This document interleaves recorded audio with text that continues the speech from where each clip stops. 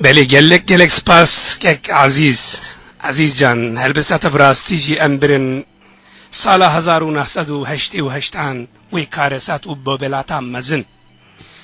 هستین ما هنکی را کرنم گلک سپاس کنج بوی هلبسات خوش که عزیز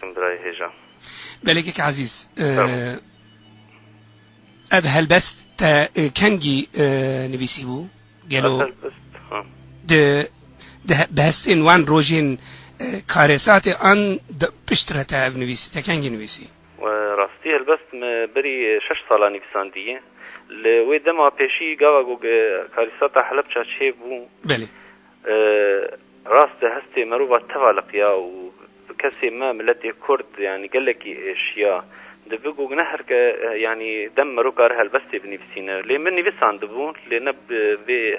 في اواي في هالبستا هاني بله هالبستا بركي مرو الغربتي نفسان بيترأس باشياء مش برقى از ثاني دركت مسرجع دي بينج دقاج بو حلب شارع وستيام بله ذينا قال لك باندور لمكر بله ذينا هشت جوج اسكارم هالبستك وصان بنفسينا ساعتها خوش كي عزيز امورن پرسکدن ترموجان بله که ایرو به سدان خورتین جوان ام دبین دمال پرانده د کوارانده دروجنامه انده هلبسته دنیس نسبه هلبسته کرنه بالطایبتی از بانگل گرتیگاهند کم کو د گرتیگاهین ترکیه ده بس به هزاران جوانین کرد هنه گاوه که دن قیزه که دلال هیا هلبست مرشیان دنه مزگین آیدن هلبستین و افسه برنامه انستخین تا گوداری کربه تنها گوداری کرنه تا هلبستین و کورت دیتنه کچک پر جوانه او به مؤبت هاتیه جزا کرن مخابن دست داگر کرن تر د نوا 4 دیوارانده او جوانی اوه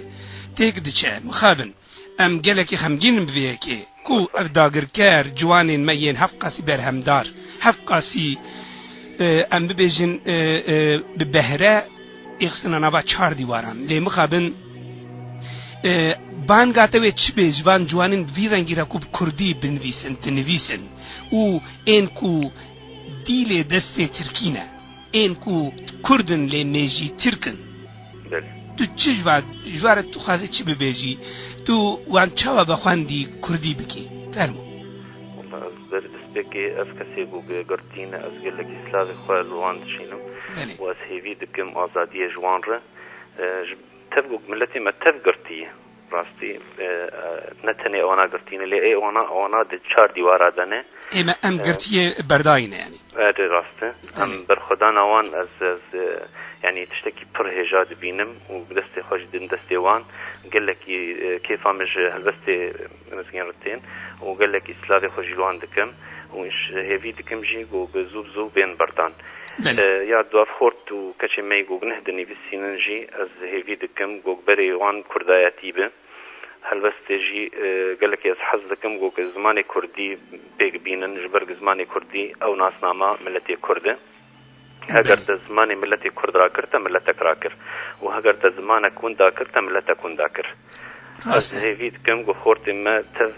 هلبسته بنی بسین با آوایکی نوجن آوایکی گوگ کاربه خدمت از زمان کردی بکه زمان کردی قال لك دولمند و قال لك زنگینه لی مخابن دبستان چه نبونه و زانینگه کردی تا رجا ایرو چه نبونه و دجمن ناهرن چه ببن زوبزو لی هر یک جمعه کجالی خود دکاره به تنها خوشی فیر ببن دکاره راستم زمان بیان دخوینن لی ام ورجی ام خوب زمان کردی دکارن هفدو فیر بکن نكي ماني كمروج هبدو فير بده قال لك يحمروا حظك امس حظك امش كيف جماعه كسي نهجي داس بيبقى الفير بمجوانا بالك